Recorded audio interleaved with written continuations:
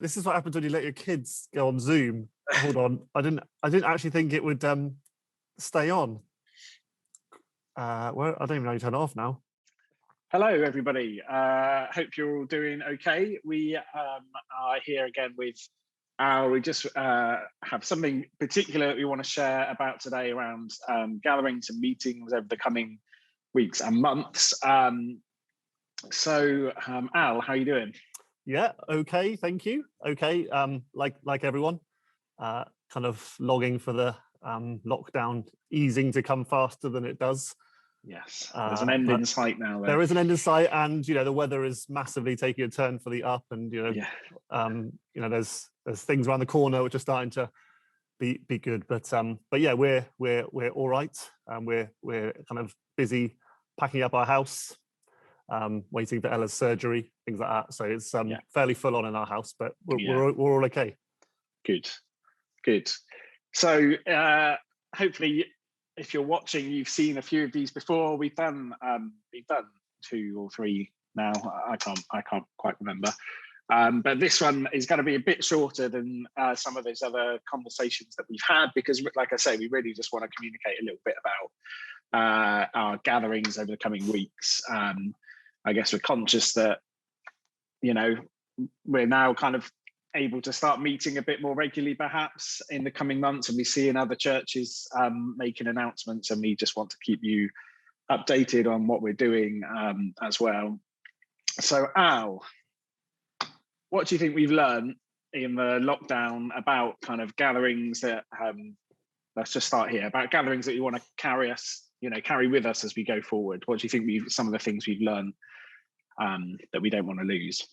Yeah, so I guess the funny thing is we probably learned a lot as we switched to doing Zoom, which was by accident, if you remember rightly, because we all had to go into isolation, and it was just a momentary decision. But actually, I think God has used it to show us something about what it means to gather as His people. And the funny thing about Zoom is it's just grown organically. It's like we've not set out to do a certain thing, but just as we've been faithful and responded to God, I think it showed us something of what it means to gather as God's people that I think we want to take as the kind of new norm and the new culture as society starts to open up, really. And I think that's particularly around 3 particular areas. I think the first is around participation over consumption. It's genuinely amazing on Zoom to see gifts being released and so many people participating by reading of scripture or praying or sharing stories or using the gifts God's given them. And I think that genuinely there's been a newfound freedom on Zoom of people just being free to participate rather than just spectate, if you like. And I guess on one level, we probably had got into a model where there was a lot of spectating and not participating, but actually Zoom has enabled a genuine, I think, sense of New Testament participation type model, which has been so exciting, I think, for us. I think the second thing is around worship being more than just singing.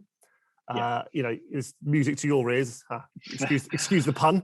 But in that way, actually, worship is more than just singing. It includes singing, but it also includes reading of scripture and psalms and prayers. And actually, I think we have learning a new richness of worship through broadening out how we understand worship that we want to again take to the new norm, if you like.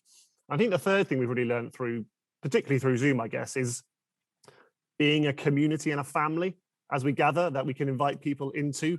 And I think Zoom genuinely is better at facilitating connection and community over content, if you like. I remember reading from another church. We'd already been doing Zoom for a bit, and they then migrated to Zoom. As a large church in London, and they just said this: so they don't want to provide a service to be consumed, but communities we can belong to.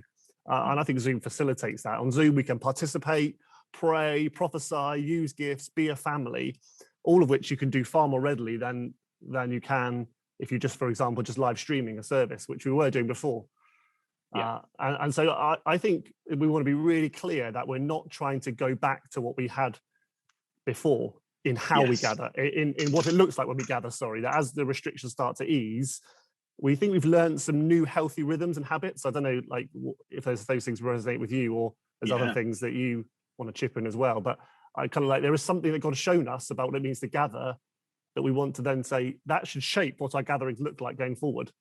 Yeah, Yeah. No, I definitely, I mean, I think even the first one that you mentioned around kind of participation of the body, and I guess that's tied into the whole worship thing as well.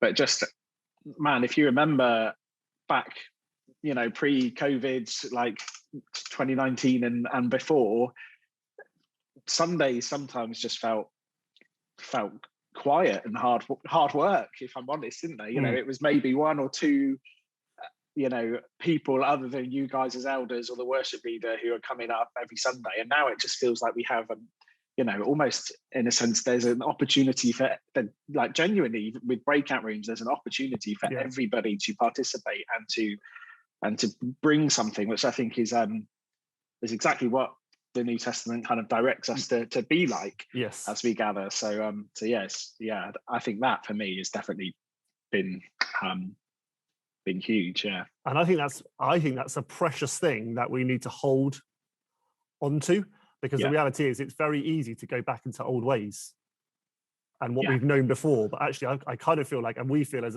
elders, like it's something that we really kind of say, God, would you help us to take some of these rhythms and habits, and as we do translate them into physical in-person gatherings down the road, that we would hold on to those and they would become our new culture. Because obviously we've learned some of it, but we've been forced to. So it's easy when we go back to come back to a building, you kind of go, oh, we'll just do what we did before. Yeah. And I don't feel like I want to do that personally. No, I feel like it's something else that God's shown us, which is actually a more compelling vision of gathering. It's not a lesser version, it's actually a more compelling vision of gathering to me. Yeah, definitely. Let's get rid of the stage. There is some talk about that, for sure. I'll put that in there. So I said at the beginning, we've kind of seen, maybe some of you who are watching have seen as well, a few other churches in Swindon, both in Swindon and wider across the UK, have kind of been announcing their plans over the last few weeks, and some have even started gathering just this last Sunday. So what are we doing? What are we doing? Okay. So just before I jump into the actual I think we have to recognise this is a complex moment of easing lockdown in that way. Both the restrictions that are around places of worship haven't changed and are unlikely to change for a long time. So, distancing, masks, no singing, no socialising in a building, they are unlikely to change until at least May, if not June in reality. So much of what if you came to a physical meeting before Christmas, you'll know that those restrictions are still going to be in place. Plus there is this tension of people who are ready to, not tension, but people are ready in varying degrees to gather, depending on their level of comfort, depending on whether they've been vaccinated, their vulnerability to the virus, all those sorts of things. And so it's a complex moment where we need a lot of grace for each other and an understanding of where we're at. But also I think there's also an opportunity to be willing to try and say, actually, if there's a new culture that we're going for, we're going to try some things, and hopefully they will lead us into some new things as well. And so our decision on gatherings is actually driven mostly by the shape and the culture that we want to create and go after as we move forward, if you like. So participation, being a family, everyone playing their part, that loving one another and togetherness, if you like. So that's kind of at the heart behind the decisions, really, rather than the what. And so in terms of the detail, broadly, our plan is to follow the government steps out of lockdown. So, steps 1 to 4. So at each change of step, we'll kind of make a different decision about gatherings. Okay. So under step 1, which takes us to kind of just after Easter, we're going to continue to meet on Zoom on Sunday mornings at 10 a.m. only, as we have been doing for a number of months now. Yeah. And then as we head into step 2, we're not tied into those dates particularly, but they give us helpful markers because there's actually changes of what you're allowed to do in those different steps. So broadly, as we head into step 2, our plan is this. As we head into step 2 around mid-April, we're going to continue Sunday mornings, 10 a.m. we'll be on Zoom every week. Then at 4 p.m. every week, we will be holding a kind of kids, families, all age gathering, 4 p.m. in the afternoon every week. And then we're also planning on holding some midweek daytime meetings, kind of probably every couple of weeks. The day and the time of that are to be confirmed, if you like. So we're just trying to work out the details of that. So that will take us broadly to the end of step 2, which is mid-May. And then around mid-May, there is quite a big shift about what it looks like to be able to gather indoors and mingle indoors, which I think then means there'll be a different decision. So on one level, we kind of said up until the end of step 2, this is our plan. Beyond that, I think we'll end up, we'll shift again, if you like. Sure. Okay, brilliant. So my next question is, why have we kind of made the decision to do it like that? Like why the kind of family services in the afternoon? Why not all together on a Sunday? Why these midweek meetings? Who are they for? What are they targeted at?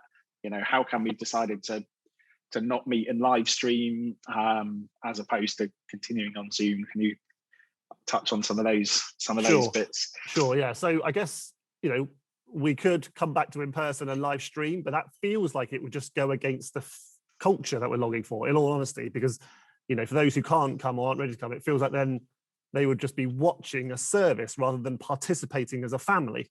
Yeah. And so therefore, kind of we don't want, philosophically, we don't want to go down that route. That's a choice that we're making, that others are making, that we're saying we don't feel that fits the culture that we're longing for as we gather. And so the reason for staying on Zoom at 10 a.m, I guess, is because currently there's no change of restrictions in terms of what it means to gather. And so Zoom still does offer the best platform to participate, be family, have breakout rooms where we can interact with one another, pray, prophesy, all those kind of things. So it does still offer that best platform, if you like. But also we recognize then I guess, so that's kind of the philosophy behind the 10 a.m. on Zoom. The 4 p.m. kids family thing really is, I think that we will unashamedly want kids and young people and families to be able to be a priority, not at the expense of others. And there's several reasons for that. I think one is that you know, study after study has shown that the lockdown has had a disproportionate effect on emotional and mental well-being on children and young people. Like, they have suffered the most in that way. And so therefore, in the kingdom, we want them to have the highest priority in that way. And I think that's okay to say that. And that's not to say others aren't important. It's to say actually our children and young people have the impact of lockdown has been huge on them. So actually want to prioritize them. But secondly, also, I think we've found it a lot harder to engage children and young people in lockdown online. That's the reality. Whereas, you've got 2 kids and you find Zoom Sunday mornings pretty challenging in your home. It's a big decision to come when the kids are finding it hard to participate and engage. But then I think the third reason is actually, if we're embarking on a culture change of what it means to gather, I feel like we have to really bring our children and young people into that culture change as well. And so actually what I'm imagining in these 4 p.m. meetings is much of what we've learned on Zoom about participating, reading scripture, praying, learning rhythms of worshiping as families. That's what these 4 p.m. meetings are going to be like. And then one day when we can all meet together, we've actually hopefully learned something about children and young people and grown-ups and families worshiping together and expressing that together. And also, hopefully, the 4 p.m. will actually help do some equipping of parents as disciple makers of children as well. If you like. So that's kind of, I guess, the heart behind the 4 p.m. and that emphasis on children and young people and families, if you like. And there is something even in, Jesus saying, let the children come to me, isn't there? I think in terms of how we want to love and honor. I don't just think that Jesus is saying that because we should be, we should have a childlike faith when we approach him. I think he's also talking specifically about children and young people, and that there's something unique about them. So that's great. Sorry, what were you going to say about the midweek gatherings? So just before the midweek gatherings, I think if you look at the Old Testament, you look at like the book of Joshua. Actually, when they enter the promised land, it talks about there arose a generation that did not know the ways of the Lord. Or you look at Psalm 78, tell of the coming generation the wonders of God. And so actually there is this kind of biblical emphasis of telling the coming generation. And actually we all know the statistics of children and young people leaving church, and therefore of saying actually it's really key that we as a family learn to proclaim the gospel, as well as equipping parents, that actually we say we will tell of the coming generation. Let it not be said of us that there arose a generation after us that did not know the ways of the Lord. And I recognize we're only talking about a 5-week period here, so we're not necessarily going to change everything, but I guess it's a saying this is really important for us.